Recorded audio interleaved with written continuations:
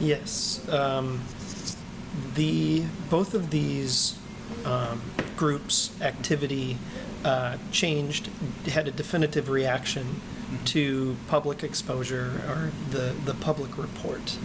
In the case of Nikon, they were very interesting because they had been running very active, high volume, very effective operations or attacks throughout the Southeast Asian region, and particularly on countries around the South China Sea since at least 2009. And there were some characteristics of their reaction that seemed unusual. And I think it can tell us something about what to expect from them and whether or not we can expect anything from them in the future. So prior to that time, we had high volume attacks. Right around May of 2015, we released a public report on their activity. The acquisition of new victims stopped, so the spear phishing stopped immediately. Some interesting things we noticed was that they had a very large spread of IP addresses and servers that they would exfiltrate data to. And up until that date, over the course of 8 months, with just looking at one domain that was very active, it had moved across over 120 different IP addresses over the course of 8 months. That tells us a lot about the data being pulled out, that they were very effective at what they were doing. And it also tells us, when we look at the May timeframe, that there was this huge shift. So you had tons of activity and changes for these servers where the domain was resolving to.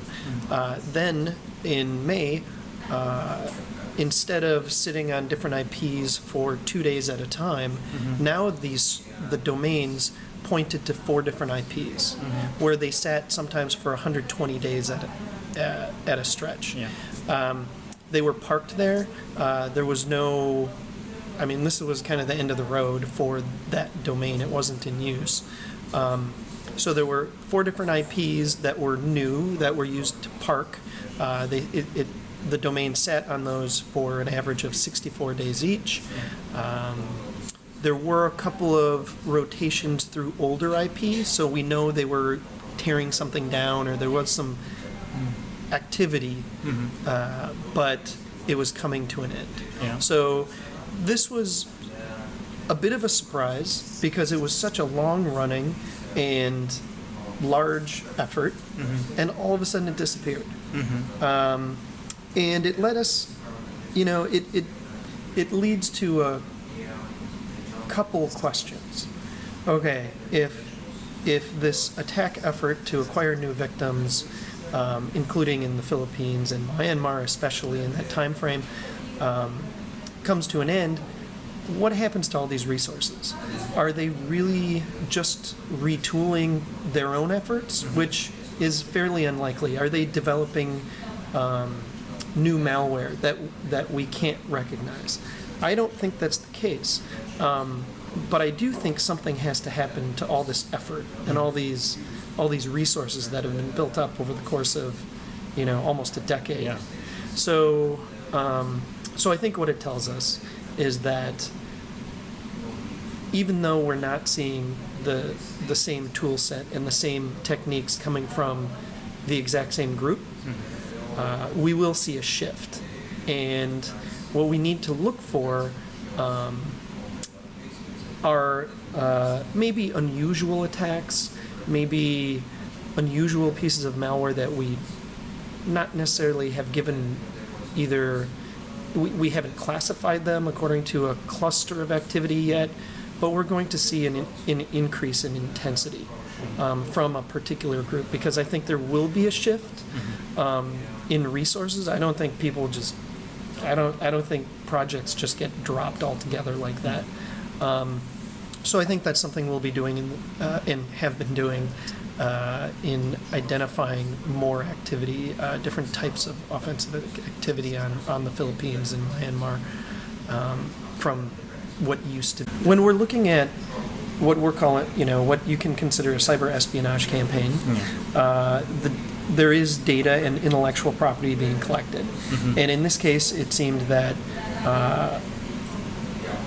the target profiles matched those of geopolitical interests and organizations. All of that data has some sort of shelf life. Yeah. So if that data gets exfiltrated and is stored away,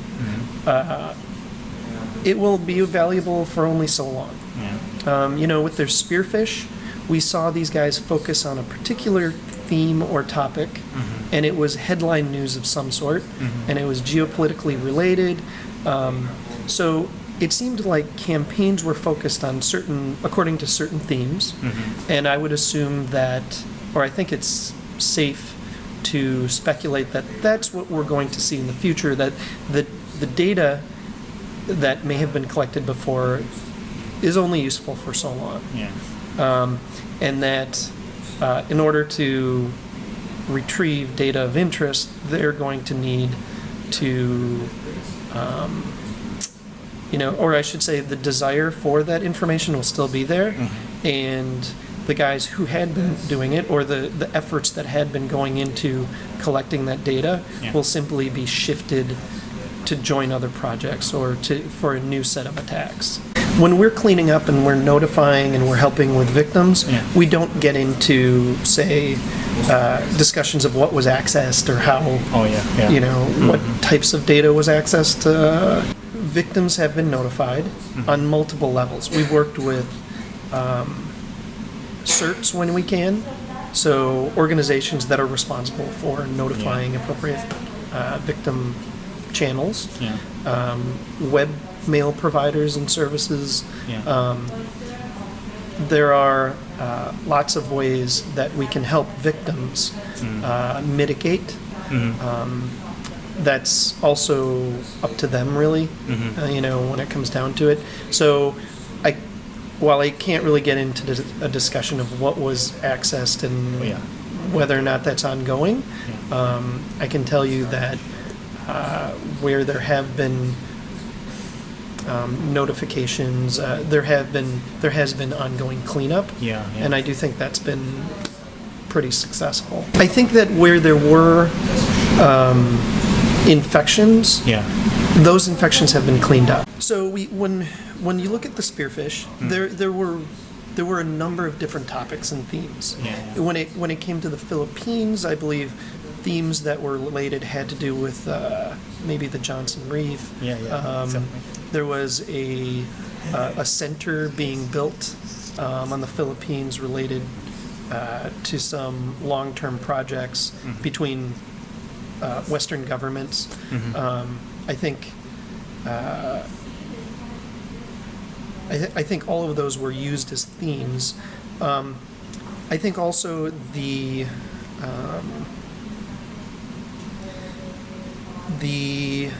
malware that was being delivered and over the course of, and we go back even further than sort of what's known as the Naikon attacks. We go back to what we had been calling the MSN-MM attacks, because there was a different tool set, and those attacks go back to Cambodia and Laos and further back past 2009, I think. Oh, really? Yeah. And I believe in the exploits that were used and in those back doors, there are indications that at least the developers and the exploits being used were being built by there are Chinese speaking artifacts in that malware. So I think that's consistent throughout the tools. In my opinion, cybersecurity Asia is very fragmented. Different countries have very different levels of security awareness, of the implementation of best security practices. Obviously, the big companies are mature enough to know that they might be the target of these attacks, let's say especially banks or all these companies that may suffer like financial losses.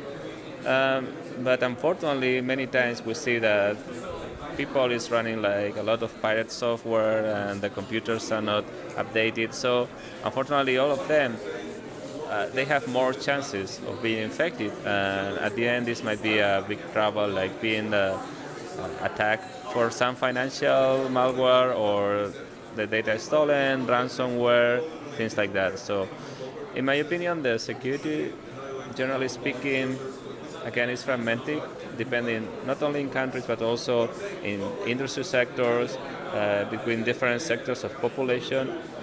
But we see a lot of potential. We see like a lot of people bringing a lot of energy, very smart guys working in this industry right now, entering with a lot of strength. So this is encouraging. I believe that in the future this situation will change quite radically.